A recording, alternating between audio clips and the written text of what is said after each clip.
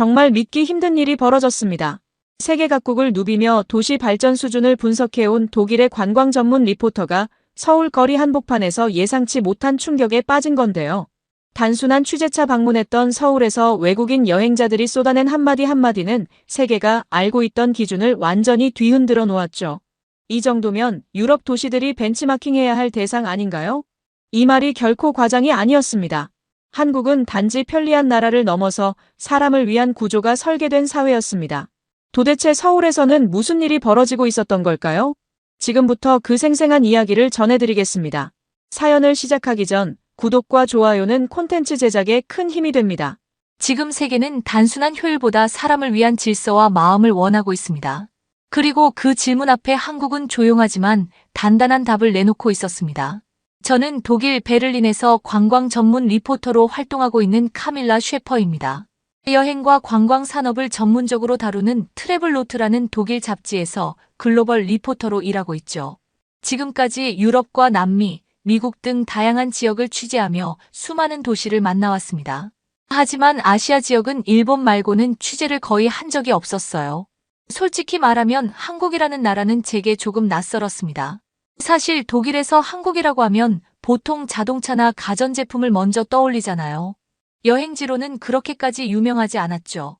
그런데 최근 한국 관광에 대한 관심이 폭발적으로 증가했습니다. 독일에서도 K-팝이나 드라마 덕분에 한국에 관심을 갖는 사람이 급격히 늘어났습니다. 하지만 제가 진짜 궁금했던 건 이거였죠. 단순히 한때의 유행인가, 아니면 한국이 정말 관광 선진국이 된 건가 하는 의문 말입니다. 저는 그런 호기심으로 이번 서울 출장을 결정했습니다. 독일에서는 흔히 아시아 하면 일본 도쿄나 태국 방콕을 먼저 떠올립니다. 서울은 도쿄와 방콕 같은 도시와 과연 무엇이 다를까요? 혹시 과대평가된 건 아닐까요? 이 궁금증을 풀기 위해 저는 독일에서 한국 관련 자료를 꼼꼼히 챙겼습니다. 주변 친구들에게도 서울 여행담을 들어봤습니다만 실제로 어떤 모습인지 현장에서 직접 확인하지 않으면 알 수 없겠죠. 그렇게 저는 서울행 비행기에 올랐습니다. 서울에 도착한 첫날, 인천공항은 저를 깜짝 놀라게 했습니다. 지금까지 제가 방문했던 공항 중 가장 깨끗하고 효율적이었죠. 사실 독일 사람들은 시간 약속과 청결에 굉장히 민감하거든요. 그런데도 인천공항에서 제가 느낀 효율성은 독일 프랑크푸르트나 미넨 공항보다도 한 단계 위였습니다. 공항 직원들은 빠르고 정확하게 움직였고 수화물도 거의 기다리지 않고 찾을 수 있었습니다. 심지어 화장실까지 너무 깨끗했죠. 저는 이 정도면 첫인상은 완벽하다고 생각하며 공항을 나섰습니다. 하지만 제가 진짜 확인하고 싶은 건 공항의 모습이 아니라 서울이라는 도시의 속살이었죠. 서울 성수동 거리를 걸으며 첫 번째 인터뷰를 준비하기 시작했어요. 성수동 거리는 제가 기대했던 것보다 훨씬 다채로웠습니다. 오래된 공장 건물이 세련된 카페로 재탄생한 모습, 그리고 그 사이사이 보이는 작은 공방과 독특한 컨셉의 가게들. 베를린의 어떤 지역과도 비슷하면서도 확실히 다른 정체성이 느껴졌어요. 거리를 걷다가 그곳에서 처음으로 만난 인터뷰인은 러시아 출신 모델 안나였습니다. 키가 훤칠한 그녀는 한국에서 패션 화보 촬영차 방문했다고 하더군요. 카밀라, 러시아랑 비교하면 이곳은 완전히 다른 세계예요. 안나의 눈빛에서 진심 어린 놀라움이 느껴졌습니다. 그녀는 인천공항에 도착한 순간부터 받은 충격을 생생하게 이야기하기 시작했죠. 러시아 공항에서는 수화물 찾는 데만 보통 40분이 걸려요. 하지만 인천공항은 너무 빨랐어요. 모든 것이 질서정연했고 어디로 가야 할지 명확했죠. 안나는 한국의 빨리빨리 문화가 처음에는 당황스러웠지만 곧 그 효율성에 감탄했다고 합니다. 저도 독일인으로서 공감했습니다. 독일 역시 효율성을 중요시하는 나라지만 한국의 속도감은 독일과는 차원이 달랐거든요. 카밀라, 믿기지 않는 일이 있었어요. 호텔에 도착하자마자 배고파서 음식을 주문했는데 20분 만에 도착한 거예요. 안나의 표정이 정말 재밌었습니다. 마치 마법을 본 사람처럼 눈이 동그래져 있었죠. 그녀는 러시아에서는 배달이 보통 1시간 이상 걸리고 그마저도 정확한 시간을 예측하기 어렵다고 했습니다. 그리고 한국은 모든 것이 앱으로 해결돼요. 지하철 타는 것부터 음식 주문, 택시 부르기까지 러시아에선 이런 시스템이 있긴 하지만 완벽하게 작동하진 않아요. 안나의 말에 고개를 끄덕이며 저는 이미 첫 취재에서 흥미로운 발견을 했다고 생각했습니다. 서울은 단순히 깨끗하고 정돈된 도시가 아니라 디지털 인프라가 생활 깊숙이 스며든 곳이었죠. 그녀의 이야기를 더 듣기 위해 카페로 자리를 옮겼습니다. 커피를 주문하면서 안나는 자연스럽게 휴대폰을 꺼내 간편 결제를 하더군요. 그것도 외국인인데 말이죠. 호기심이 생겨 물어봤습니다. 결제는 어렵지 않았어요? 전혀요. 제가 도착한 첫날 한국 유심 카드를 샀는데 카카오페이라는 걸 쉽게 등록할 수 있었어요. 러시아에선 외국인이 결제 앱을 쓰려면 엄청난 서류와 절차가 필요한데 말이죠. 안나는 이런 사소한 부분에서 한국의 시스템이 얼마나 외국인 친화적인지 놀랐다고 말했습니다. 그런데 갑자기 그녀의 폰에 알림이 울렸어요. 와, 믿어지세요? 제가 어제 온라인으로 주문한 화장품이 벌써 배달됐대요. 안나의 놀란 표정을 보며 저도 슬슬 서울의 속도감에 감탄하기 시작했습니다. 베를린에서는 온라인 주문이 당일 배송되는 경우가 드물거든요. 보통 이틀에서 3일은 기본이죠. 한국에서는 하루하루가 놀라움의 연속이에요. 지하철은 정확히 시간에 맞춰 오고 거리는 깨끗하고 사람들은 항상 바쁘게 움직이지만 질서는 완벽하게 지켜요. 안나의 말을 들으며 제 취재 노트에 빠르게 메모를 했습니다. 이건 단순한 첫인상이 아니라 한국 사회의 효율성과 시스템이 만들어내는 실질적인 생활 경험이었으니까요. 러시아 모델의 경험담이 제 기사의 시작으로 완벽하다고 생각했습니다. 이제 더 다양한 외국인들의 이야기가 궁금해졌습니다. 과연 다른 나라 사람들도 안나처럼 한국의 효율성과 속도에 놀라고 있을까요? 안나와 헤어진 후 저는 성수역으로 향했습니다. 사실 처음 한국에 오기 전엔 제법 걱정이 많았어요. 독일과 달리 한국어는 제게 완전히 낯선 언어였으니까요. 영어가 통하지 않으면 어떡하지? 길을 잃으면 어떻게 돌아오지? 이런 고민들이 있었죠. 지하철 입구에 들어서자 놀라운 광경이 펼쳐졌습니다.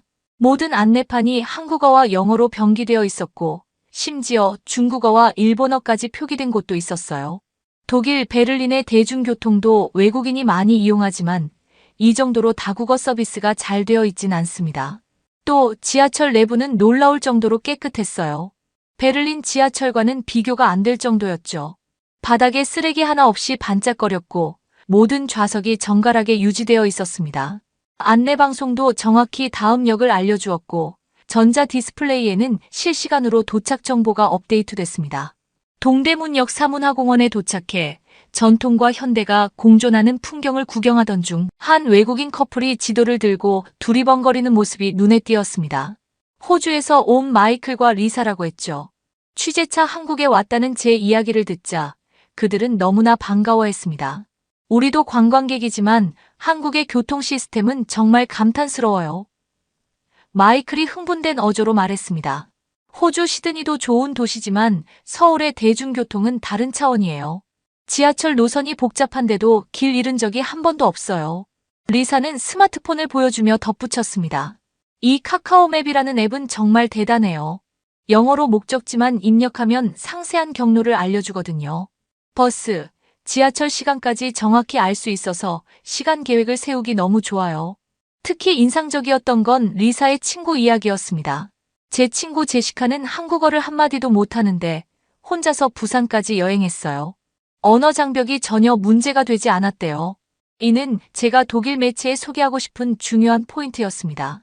언어가 통하지 않는 나라에 여행 가는 것은 보통 큰 도전으로 여겨지니까요. 하지만 서울에서는 영어만으로도 충분히 여행이 가능하다는 점이 놀라웠습니다. 마이클이 지하철에서 찍은 몇 장의 사진을 보여주었습니다. 이 임산부석 문화가 정말 인상적이었어요. 항상 비어 있더라고요. 정말요? 사람들이 양보를 잘하나 봐요? 제가 궁금해서 물었습니다. 네, 임산부가 타면 즉시 자리를 양보하고 없을 땐 아무도 앉지 않아요. 시드니에선 상상도 할 수 없는 일이죠. 이런 작은 배려에서 한국 사회의 시민의식이 느껴졌습니다. 베를린에서도 임산부석은 있지만 종종 다른 사람들이 앉아있는 경우가 많거든요. 고개를 끄덕이며 열심히 노트에 메모했습니다. 리사가 말을 이어갔습니다. 그리고 버스 정류장의 디지털 안내판도 정말 유용해요. 버스가 언제 오는지 실시간으로 보여주니까 불필요한 기다림 없이 시간을 효율적으로 쓸 수 있었죠. 그들의 이야기를 들으며 저는 서울의 교통 시스템이 단순히 효율적인 것을 넘어 실제로 여행자의 경험까지 배려하고 있다는 점을 깨달았습니다. 이건 관광 선진국의 중요한 요소라고 생각했죠. 혹시 대중교통 이용하면서 불편했던 점은 없었나요? 리포터로서 균형 잡힌 시각을 위해 물어봤습니다. 마이클이 잠시 생각하더니 웃으며 대답했습니다. 출근 시간 지하철이 너무 붐비는 것? 하지만 그건 어느 대도시나 마찬가지예요. 오히려 그런 상황에서도 사람들이 질서를 잘 지키는 게 인상적이었어요. 호주 커플과 헤어진 후 저는 홍대 방향으로 향했습니다. 이번에는 버스를 타보기로 했죠. 버스 정류장에서 대기하는 동안 마이클과 리사가 말한 것처럼 디지털 패널에서 버스 도착 시간이 분 단위로 표시되는 것을 볼 수 있었습니다. 정확히 3분 후 예정된 버스가 도착했고 저는 카드를 태그하고 탑승했습니다. 버스 안에서도 모든 정류장 안내가 한국어와 영어로 함께 나왔습니다. 창밖으로 서울의 거리를 구경하며 이 도시가 외국인 여행자들을 얼마나 세심하게 배려하고 있는지 실감했습니다. 홍대에 도착하자 거리는 젊은이들의 활기로 가득했습니다. 스튜디오 같은 카페, 독특한 패션쇼, 다양한 음식점들이 즐비한 모습이 베를린의 크로이츠베르크 지역과 비슷하면서도 더 활기찼습니다. 저는 홍대 앞 거리를 걸으며 다양한 외국인 얼굴을 살폈습니다. 젊은 백인 여성이 친구와 열심히 대화하며 걷고 있었어요. 영국 액센트가 들려 자연스럽게 다가갔습니다. 안녕하세요. 잠시 이야기 나눌 수 있을까요? 저는 독일 잡지에서 온 카밀라입니다. 그녀는 밝은 미소로 답했습니다. 물론이죠. 저는 영국 맨체스터에서 온 소피아예요. 이쪽은 제 친구 에밀리고요. 소피아와 에밀리는 교환학생으로 서울에 온 지 3개월 됐다고 했습니다. 취재 목적을 설명하자 흔쾌히 인터뷰에 응해주었죠. 서울에서의 생활은 어때요? 제가 물었습니다. 소피아가 눈을 반짝이며 대답했습니다. 처음에는 언어 때문에 걱정했는데 놀랍게도 결제 시스템이 너무 편리해서 그런 걱정이 싹 사라졌어요. 결제 시스템이요? 네, 영국에서는 현금을 꼭 갖고 다녀야 하는 곳이 아직 많거든요. 특히 작은 가게들은요. 하지만 서울에서는 아무리 작은 노점상에서도 카드나 휴대폰 결제가 가능해요. 심지어 길거리 음식 트럭에서도요. 에밀리가 웃으며 덧붙였습니다. 저희가 처음 왔을 때 현금을 많이 환전했는데 거의 쓸 일이 없었어요. 모든 곳에서 카드나 휴대폰 결제가 가능하니까요. 소피아가 주머니에서 휴대폰을 꺼내 보여주었습니다. 이 간편 결제 시스템이 정말 놀라워요. 영국에도 있지만 여기처럼 모든 곳에서 쓸 수는 없어요. 특히 저희 같은 외국인도 쉽게 등록하고 사용할 수 있다는 게 큰 장점이죠. 관광객으로서 그런 편리함이 중요하겠네요. 제가 말했습니다. 에밀리가 고개를 끄덕였습니다. 맞아요. 여행할 때 항상 현금 얼마를 들고 다녀야 할지, 환전은 얼마나 해야 할지 고민이 많잖아요. 근데 서울에서는 그런 걱정을 안 해도 돼요. 소피아가 흥미로운 사례를 하나 더 들려주었습니다.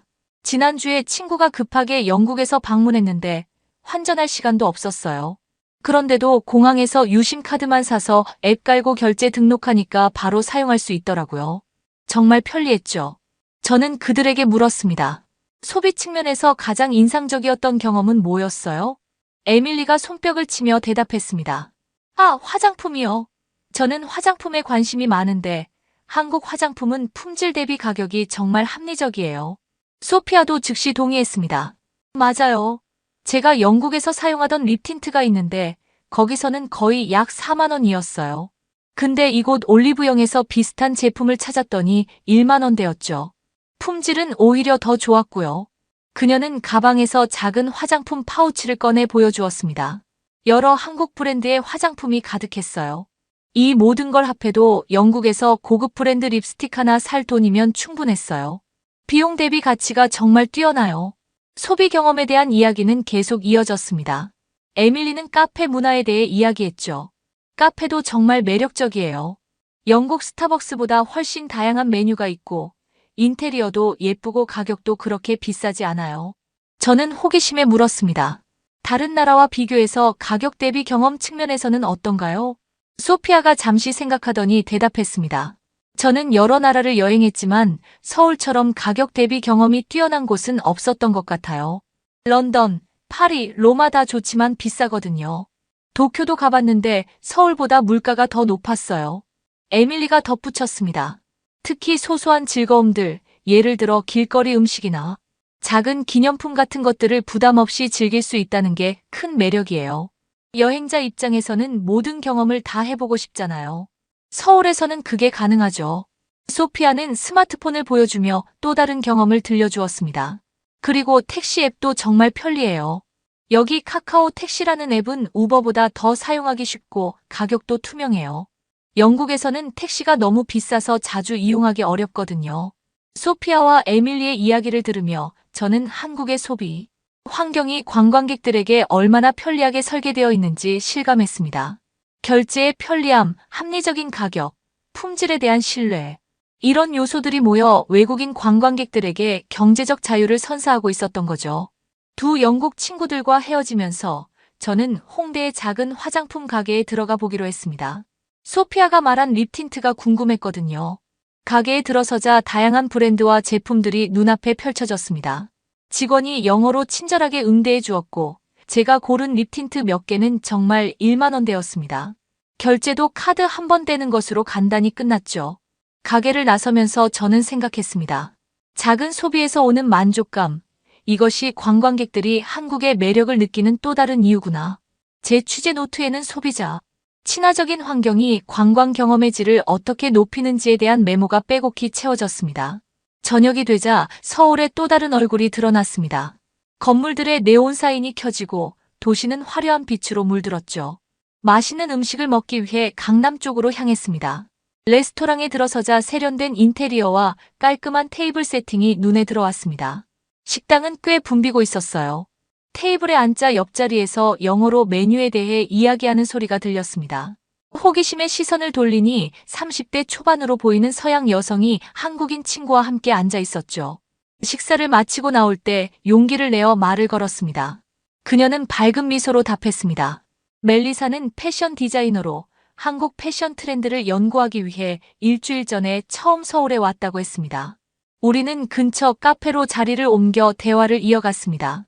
서울은 정말 놀라운 도시예요. 멜리사가 흥분된 목소리로 말했습니다. 제가 상상했던 것과는 완전히 달랐어요. 어떤 점이 가장 인상적이었나요? 제가 물었습니다. 멜리사가 잠시 생각하더니 대답했습니다.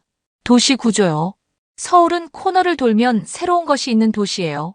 한 블록은 전통적인 시장이 있고 돌면 갑자기 초현대적인 빌딩이 나타나죠. 이런 대비가 정말 매력적이에요. 제가 고개를 끄덕이며 말했습니다. 맞아요. 저도 그 점이 흥미로웠어요. 전통과 현대가 공존하는 모습이요. 뉴욕도 다양한 지역이 있지만 서울처럼 한 지역 안에서 이렇게 다양한 면모를 보여주진 않아요. 그리고 무엇보다 놀라운 건 그녀는 잠시 말을 멈추고 손가락으로 카페 창밖을 가리켰습니다. 저기 보이는 거리요. 얼마나 깨끗한지 보세요. 뉴욕은 세계적인 도시지만 정직하게 말하면 거리는 항상 깨끗하지 않아요. 쓰레기통을 찾기도 어렵고요. 하지만 서울은 인구 밀도가 높은데도 거리가 정말 깨끗해요. 멜리사의 관찰은 정확했습니다.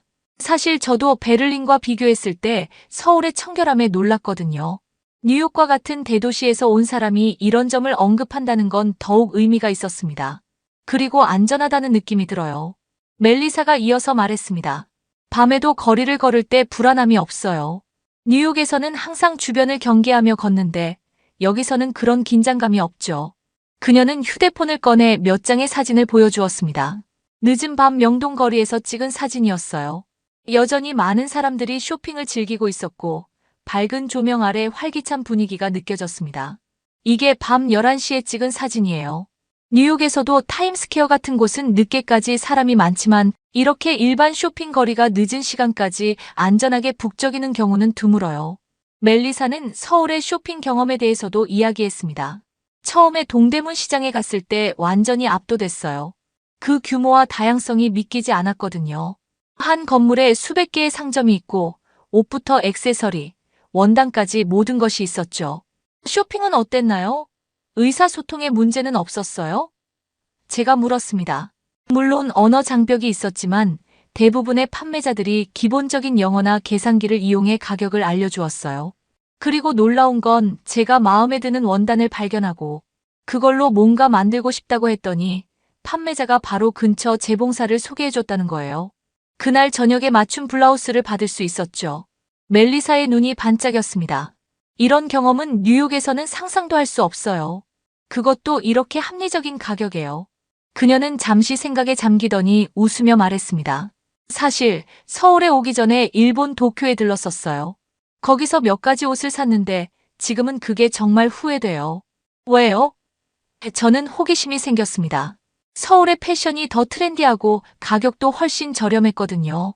같은 스타일의 옷이 도쿄보다 30에서 40% 정도 싸게 살 수 있었어요. 품질도 전혀 뒤지지 않았고요. 멜리사의 말은 제게 새로운 시각을 제공했습니다. 아시아 여행에서 일본은 오랫동안 주요 목적지였는데 한국이 가격 대비 경험 측면에서 더 매력적일 수 있다는 점이 흥미로웠습니다. 뉴욕의 패션계에서 일하는 사람으로서 서울의 패션씬은 어떻게 느껴졌나요? 제가 직업적 호기심에서 물었습니다. 정말 혁신적이에요. 대형 쇼핑몰에서부터 가로수길 같은 트렌디한 지역의 부티크까지 패션에 대한 접근 방식이 자유롭고 실험적이에요. 특히 젊은 디자이너들의 작품을 쉽게 만날 수 있다는 점이 좋았어요. 멜리사는 도시 구조에 대한 이야기로 다시 돌아왔습니다. 서울의 또 다른 놀라운 점은 어디서나 쉽게 음식점, 카페, 편의점을 찾을 수 있다는 거예요. 뉴욕도 편의시설이 많지만 서울은 정말 다른 차원이에요. 그리고 복합 문화 공간도 인상적이었어요. 예를 들어 코엑스 같은 곳은 쇼핑몰, 아쿠아리움, 도서관, 영화관이 한 공간에 있잖아요. 이런 공간 활용은 정말 효율적이고 편리하다고 생각했어요. 멜리사는 마지막으로 깜짝 놀랄 만한 이야기를 들려주었습니다. 첫날, 호텔 근처에서 길을 잃었어요. 지도 앱을 보고 있는데 지나가던 할머니께서 제게 다가오셨죠. 영어를 거의 못하셨지만 손짓과 표정으로 도움이 필요한지 물어보셨어요. 그리고는 직접 호텔까지 저를 데려다 주셨죠. 20분이나 걸었는데도요. 그녀의 눈에 감동의 빛이 어렸습니다. 이런 따뜻함이 도시의 현대적인 면모와 함께 공존한다는 게 서울의 가장 매력적인 점이 아닐까 싶어요. 멜리사와 헤어진 후 저는 그녀가 말한 도시의 대비를 직접 경험해보고 싶었습니다. 번화가에서 조금만 걸어나가니 조용한 주택가가 나타났고 또 몇 블록 더 가니 예스러운 한옥이 모여있는 골목이 나왔습니다. 그리고 그 너머로는 다시 초현대적인 고층 빌딩이 솟아있었죠. 서울은 정말 코너를 돌면 새로운 것이 있는 도시였습니다. 다음 날 아침, 저는 대학로 근처 카페에서 취재 계획을 세우고 있었습니다. 제 옆 테이블에 앉은 젊은 여성이 영어로 통화하는 소리가 들려왔어요. 그녀의 표정이 무척 밝아 보였습니다. 통화를 마친 그녀에게 조심스럽게 말을 걸었죠. 그녀는 친절하게 웃으며 대답했습니다. 안녕하세요. 저는 나탈리예요. 미국 시카고에서 왔어요. 한국에서 유학 중이죠. 나탈리는 서울대학교에서 국제관계학을 공부하고 있는 교환학생이었습니다. 이미 6개월째 한국에 머물고 있다고 했어요. 유학 생활에 대해 이야기를 나누다가 문득 그녀의 밝았던 통화 내용이 궁금해졌습니다. 방금 전화 통화하실 때 무척 기뻐 보이셨는데 혹시 좋은 일이라도 있으셨나요? 나탈리는 활짝 웃으며 대답했습니다. 어머, 보이셨군요. 사실 어제 병원에 다녀왔거든요.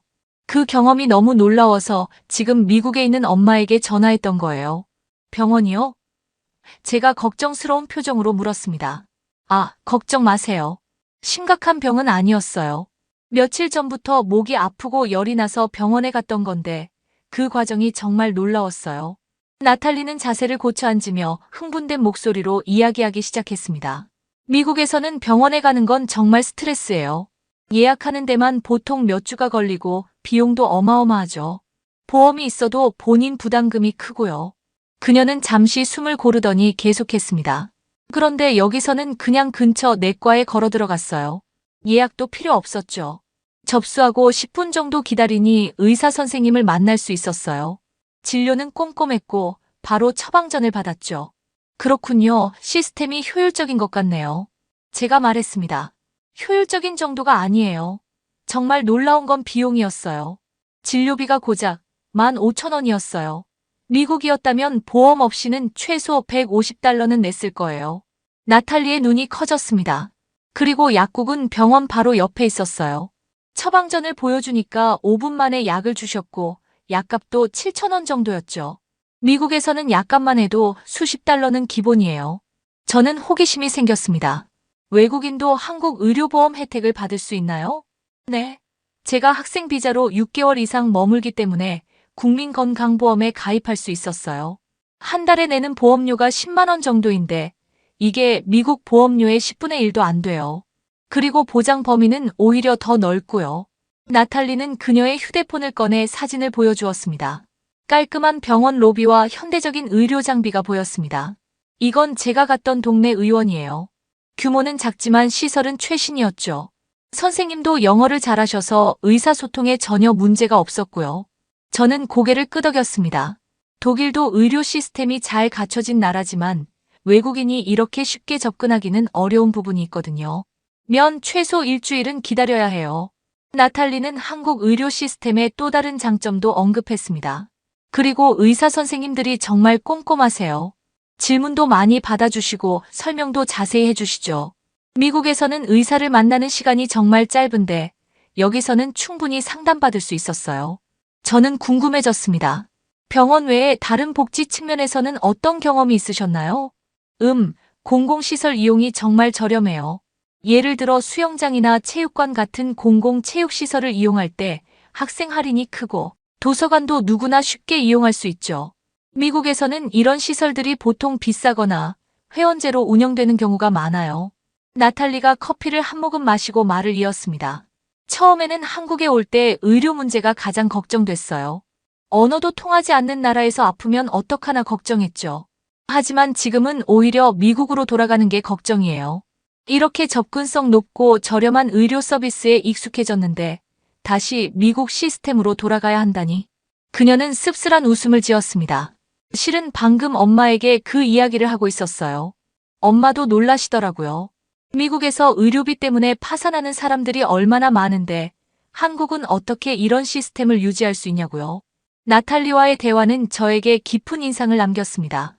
관광객들이 보통 경험하지 못하는 부분, 즉 외국인으로서 한국의 복지 시스템을 직접 체험한 이야기였으니까요. 의료 시스템은 여행자에게는 잘 드러나지 않지만 장기 체류자에게는 삶의 질을 크게 좌우하는 요소입니다.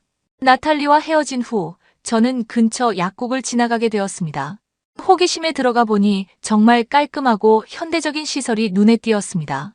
약사분이 영어로도 친절하게 응대해 주셨고요. 제가 독일에서 온 기자라고 하자 약국에서도 외국인들을 위한 서비스가 있다고 알려주셨습니다. 다국어 안내문과 외국인을 위한 간단한 의료정보 팜플렛까지 있었죠. 약국을 나오며 생각했습니다. 의료 시스템이 이렇게 잘 갖춰져 있다면 그것만으로도 외국인들이 한국에 장기 체류하고 싶어하는 충분한 이유가 되겠구나. 한국의 관광 매력은 흥미로운 명소나 맛있는 음식뿐만 아니라 이렇게 실질적인 삶의 질과도 연결되어 있었습니다. 다음 날, 저는 북촌 한옥마을을 취재하기로 했습니다. 전통 가옥과 현대 건물이 조화롭게 어우러진 이곳은 서울의 또 다른 매력을 보여주는 장소였죠. 좁은 골목길을 따라 걷던 중 한 서양인 여성이 한옥 앞에서 사진을 찍고 있는 모습이 눈에 들어왔습니다. 그녀에게 다가가 말을 걸었어요. 안녕하세요. 사진 찍는 것을 도와드릴까요? 그녀는 밝은 미소로 답했습니다. 아, 정말 고마워요. 셀피를 여러 번 시도했는데 잘 안 되네요.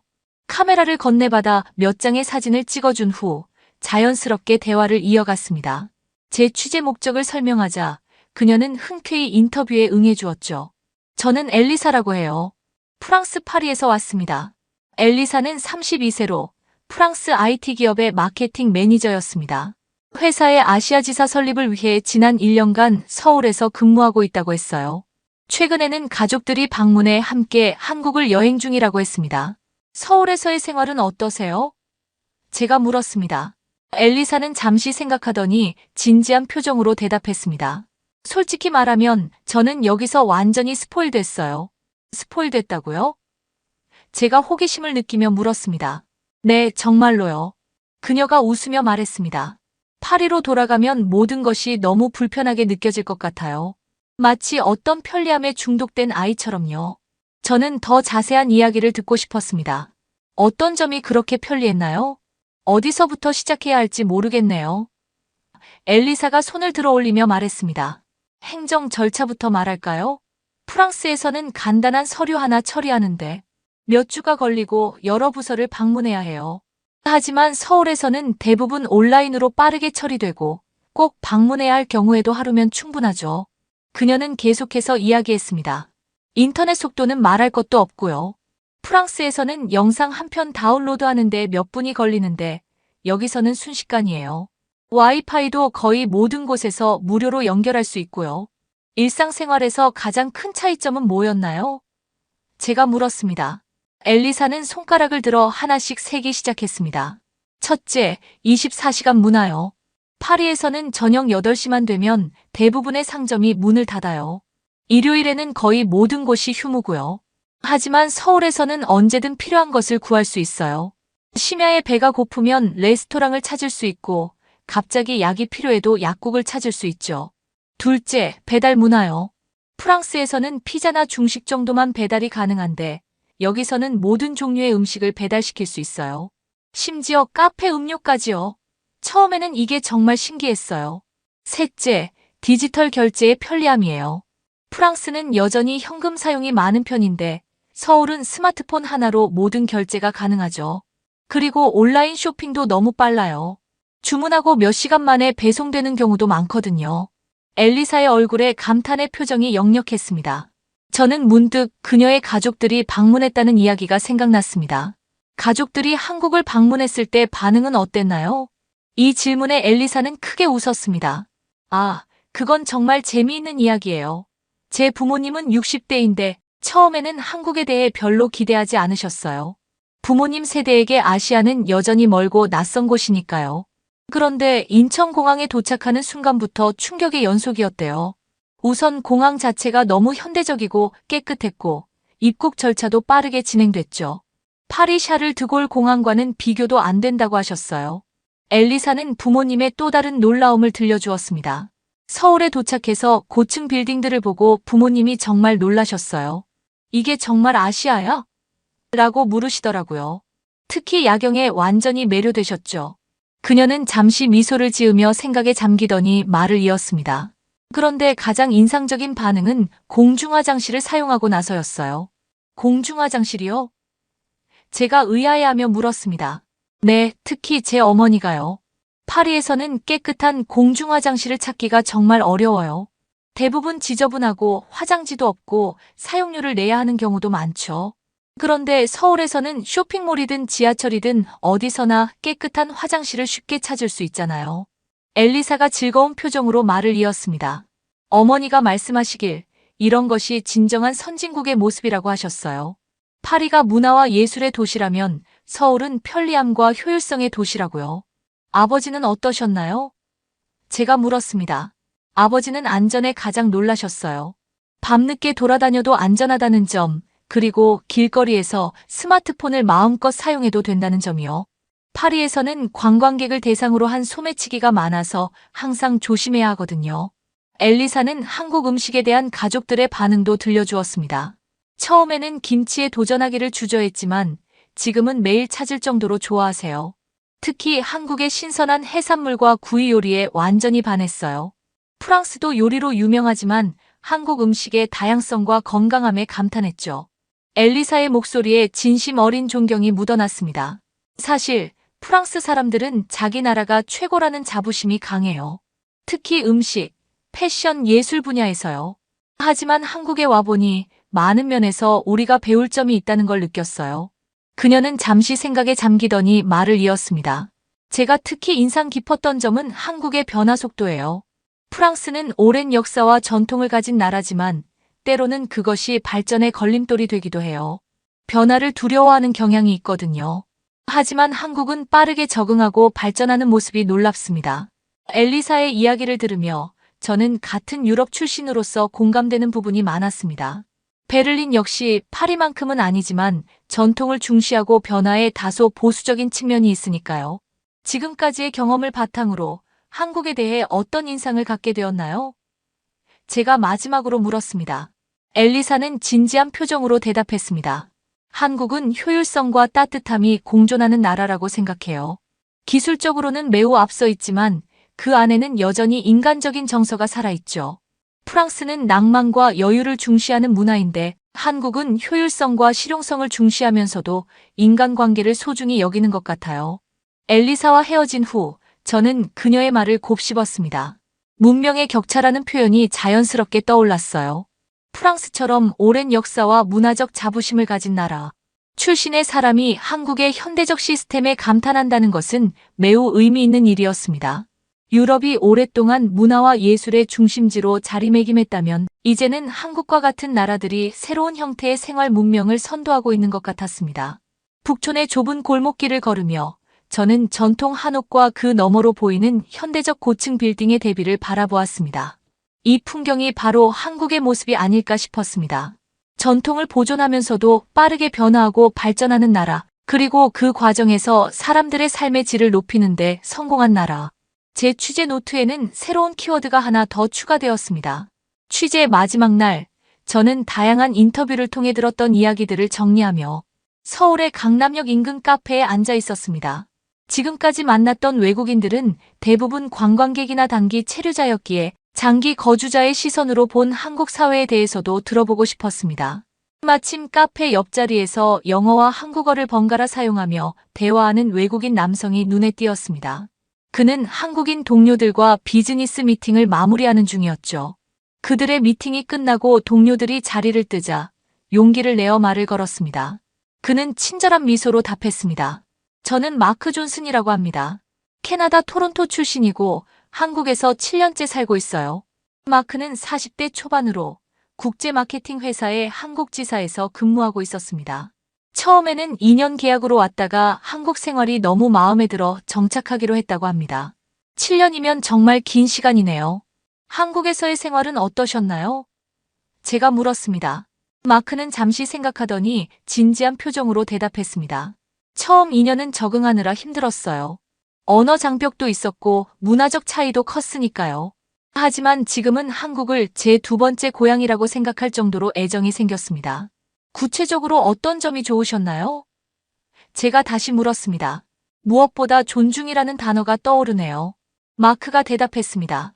한국 사회는 외국인이라도 기본적인 존중을 받는다는 느낌이 들어요.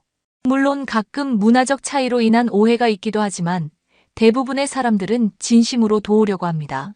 그는 실제 경험을 예로 들었습니다. 제가 처음 한국에 왔을 때 외국인 등록증을 받으러 출입국 사무소에 갔어요.